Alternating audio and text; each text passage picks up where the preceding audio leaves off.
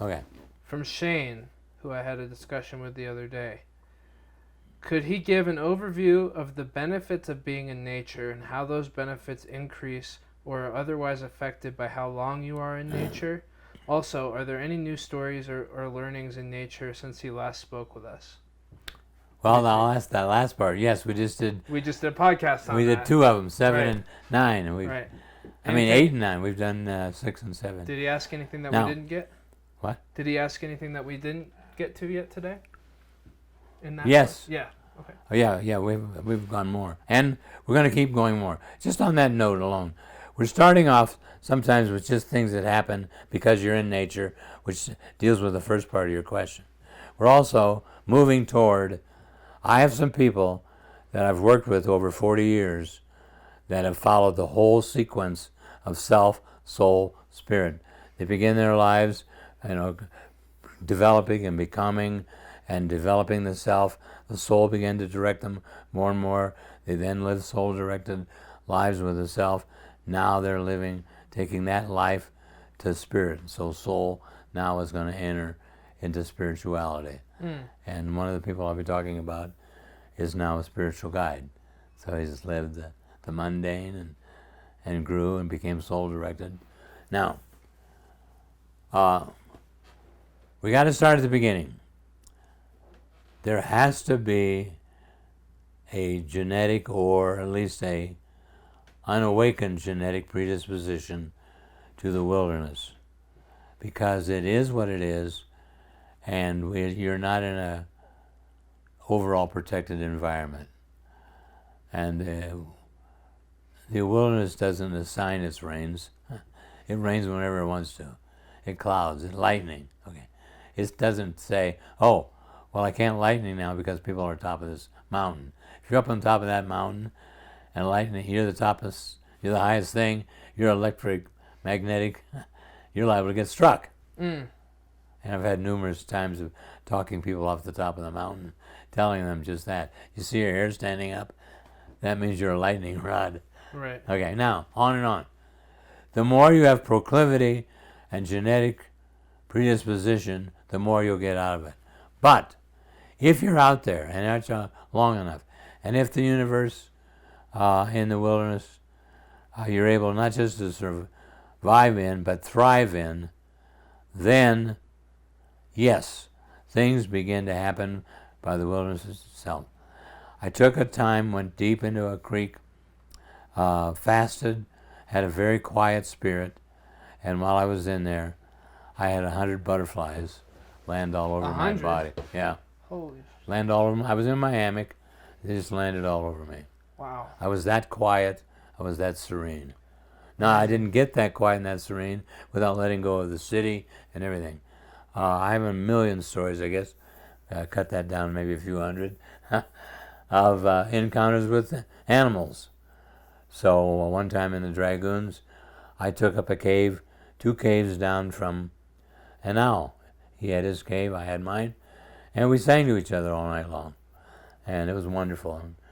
And once you learn their sounds and the different kinds of things they do, the communication gets pretty good. And on the last 2 podcasts we've given, what's the next part of that question?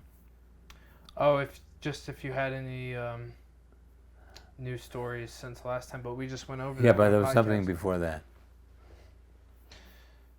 Benefits of being in nature and how those benefits increase or are otherwise affected by how long you are in nature. That's exactly right. Thank you. That's a very important one. Yes. I'll tell a personal story.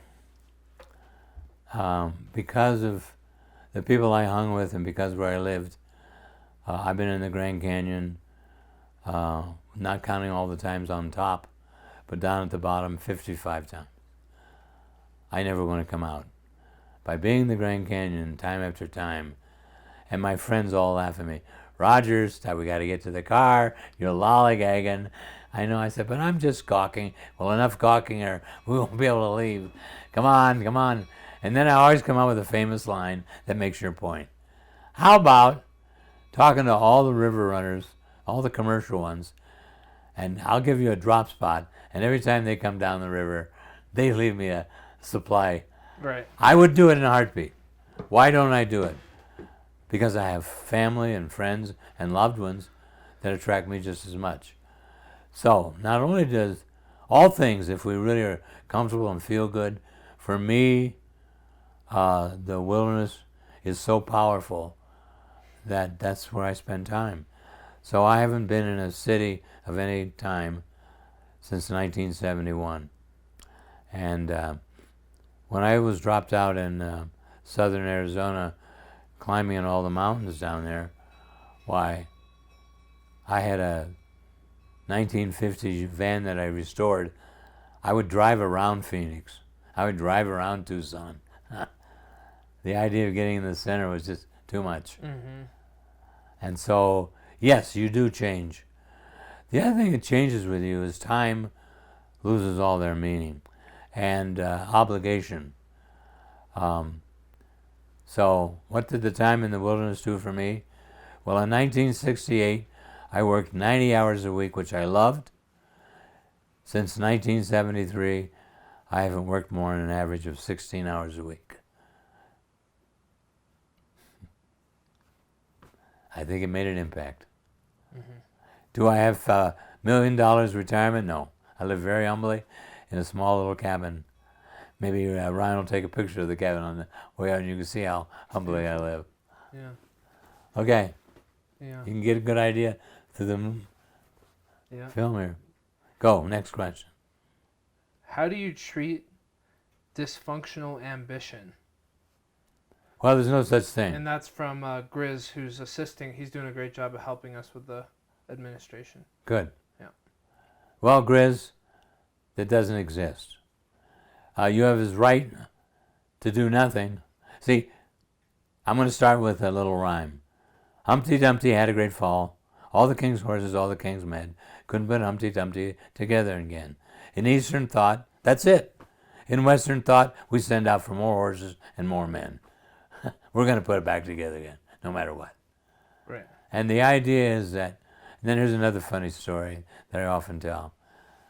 I won't say what reservation this was on, but this guy was stopping for gas, and he sees this guy sitting next to the building, and he said, so why don't you get up and get a job? And what would that do? Well, you know, you could get some money, and what would that? Well, you could buy things. He said, well, and why don't you get up and go to college and get a better job? What will that do? Well, if you do real well, you'll move up in the ranks. Well, what will that do? Well, then you become president of the company. What will that do? Well, then you can do anything you want. I'm doing that now. Right. The Beatles had a great song, The Fool on the Hill, who sees the sun coming up and the sun going down. If you did nothing all day, and you had somebody to feed you, I guess, and maybe house you out of the cold, and watch the sun go up and the sun come down, would have an amazing impact on your soul direction. Amazing. Living by just those two cycles. Now, do I believe against work? No. I just told you when I was doing 90 hours a week, I loved it. I loved consulting all around the United States. I loved university. I loved all the teachings and things that went with it. And the point being is, I wasn't climbing enough. I wasn't racing bikes. I wasn't with my family. And that was the main thing. I wanted to be more time with my family. So the last part of my two older children's, all three of them, I raised all three of my children from their adolescence on. And 1971, with two of my children, I moved to Sedona. So, 2 boys and 1 girl, dad, son, daughter. So the front room was a pool hall with bean bags. And the dining room was a dining hall, dancing hall for my daughter. So they each got what they wanted. Is that functional? Is that productive? I don't know, but it was a great life. Make sense? Yeah. There is no rule that says you have to live any certain way. But there's easy to find things. Show up, bring the best you have to the table, and take responsibility. Right. Show up, bring the best you have to the table, and take responsibility. Therefore, I'm retired, and I don't have $1 million home all my friends do, but I live in a very humble And there's nothing cabin. wrong with either choice. It's just what you choose. It's what I chose. Right. So Now, it doesn't mean I didn't have to go through some tough times. When I dropped out in 1973, 75, why, I would wake up in the middle of the night and say, my God, you just left a huge career and you were making lots of money and you were being honored and on and on and on. And yeah, but I wasn't living by my soul. Mm-hmm. Okay. Yeah. Well, it's an were you going to say something else? No, I was just looking at you. It's an interesting question because it sounds like in the question is almost a judgment that there should be harder work going on, right? It's dysfunctional ambition, right? Yes. It implies that It implies there's something wrong there's something wrong if you don't have a certain level of ambition. I don't know. It's just interesting. We like you said, we value certain working principles a lot. Right. In our Oh, by the country. way, there's a good book out, Living Life Without a Goal. Yeah. I just feel like, what if there are parts of him that want to be ambitious? Then he has to have a conversation between the parts that do and the parts that don't. Right. And what? And then talk more about what that would look like. Okay, I'm going to give you, I hope I don't go too deep in this, but look at this. No such thing. There's no such thing as a simple life. Right. The Chinese have in one of their great old sayings, happy is the man that has but one choice. That's a proverb that goes back thousands of years. Now,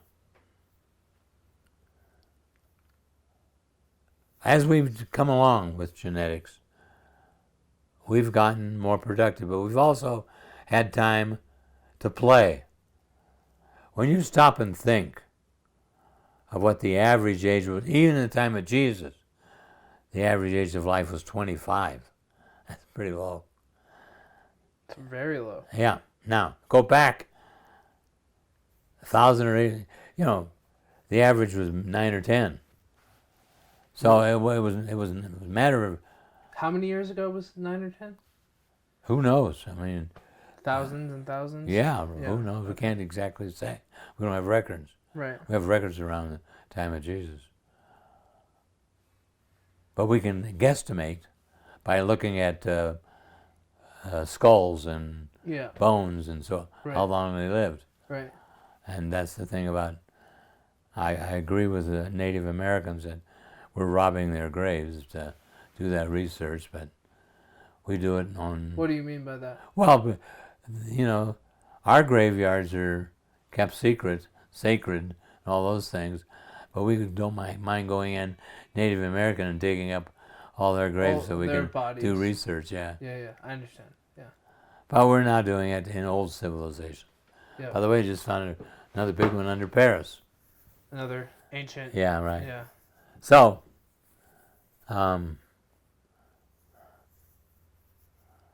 ambition, leisure, fun, all those things are things that came.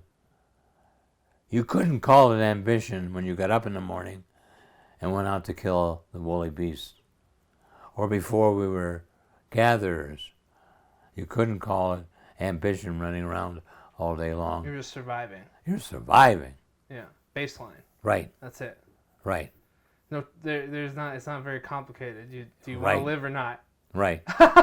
Right. If you want to live, pick up a spear. Yeah. And I'll give you a genetic predisposition that probably occurred. Think of all the indigenous people that lived on cliffs, and mama's not paying attention, and her 12 months who's crawling goes right over the cliff. Right. Well, eventually, with enough of that, I guess, the ones that didn't go over the cliff, guess what? What? We then have fear of heights. Wow. We weren't born with fear of heights or closed spaces. So getting lost in a tunnel and not getting out and going through all the trauma, and then getting lost in the tunnel and getting out and going through all the trauma will affect generations to come.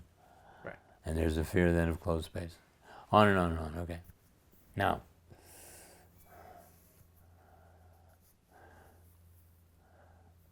human beings add value to their culture. And our cultures are different as night and day. We've already shared a lot of that. Mm-hmm. And even within the same religious group, there can be tremendous differences. The thing is, functionality has to be the number one. So, you mentioned the serial killer. They're born. We now know that. An Anatomy of Violence, done by Rainey. It's an excellent book. Adrian Rain. Yeah. What he found is sometimes the genes can pass on, and that child is destined, unless there's major impact, to become just raising under normal circumstances. Probably won't get it. Even a good childhood, they'll still become a killer. Yes. That's what you're saying. Yeah. Yeah. Yeah. And he's got validation of that. Right. Tells a great story in the book. So,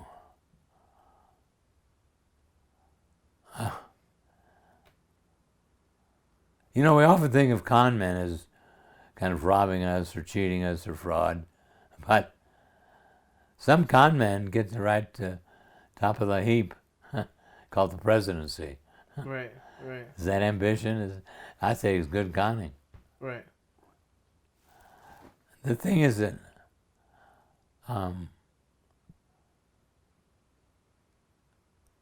what I've found is that genetically, most people have a soul that's interested in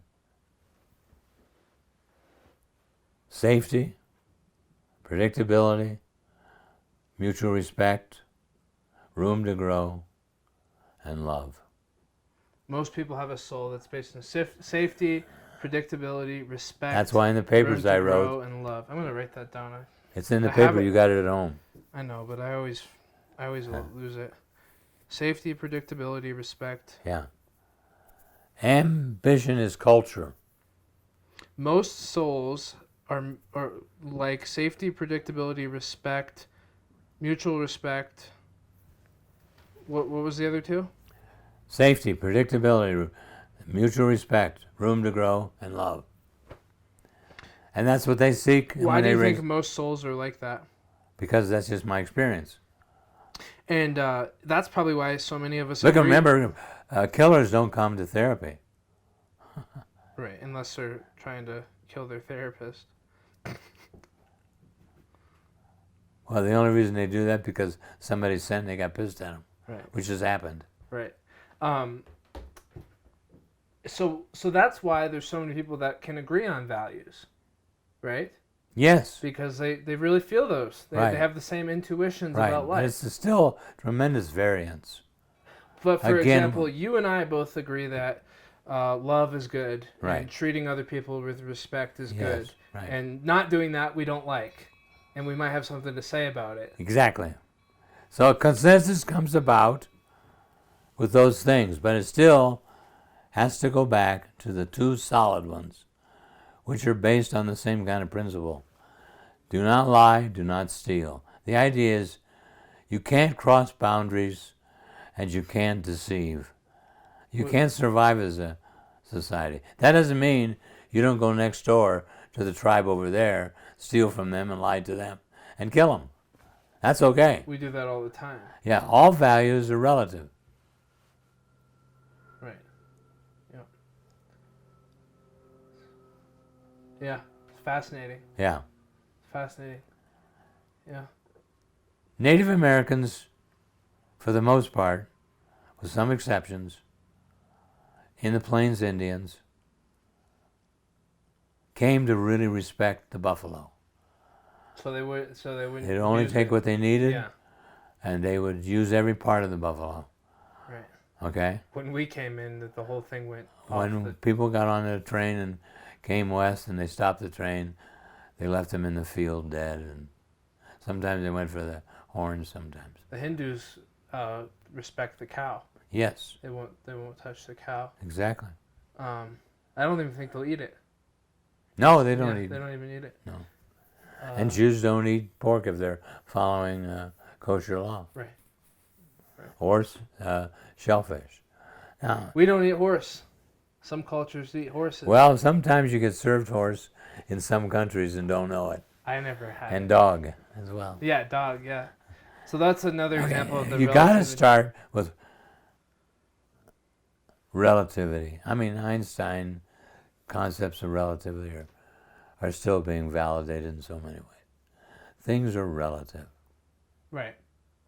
Well, What I mean, the universe strives for functionality, is that it does experiments. If that experiment doesn't work as well, they create a new one. Right. And there's always a sense of, what does the universe want? Well, I guess the universe wants everything to go around in a circle. And it wants it to use gravity. And I guess it wants then to get fire from electricity. And then I guess it wants to get gases going because that warms up. On and on and on and on. even relativity can go too far, though, because then people start assuming you can change on the blink of an eye and that your genes don't matter and everything's... Right. So we do That's have the latest fixed, thing in the social construct. everything's a social construct and everything's... Have you had a relative. period lately? There's no... Right. Yeah, exactly. I haven't had a period lately. You're not- which is kind of you're not strange growing a because vagina? There's no difference between men and women. Yeah. So we pump the brakes on that, right? We have to be reasonable. You don't have to pump the brakes. It doesn't occur. It just... Right. So there are fixed structures genetically that can evolve and mutate. Right. They're not cast... It is what it is, but they're not cast in concrete, as you'd like Right. to say. So they can mutate. And we go through different times. For example, right now, we don't really understand this, but I read an article 2 years ago, for whatever reason. So here's the female sex link, X. Here's the male, Y. The Y chromosome is doing more changes than any other, for some reason. It's being impacted and changes through epigenetics.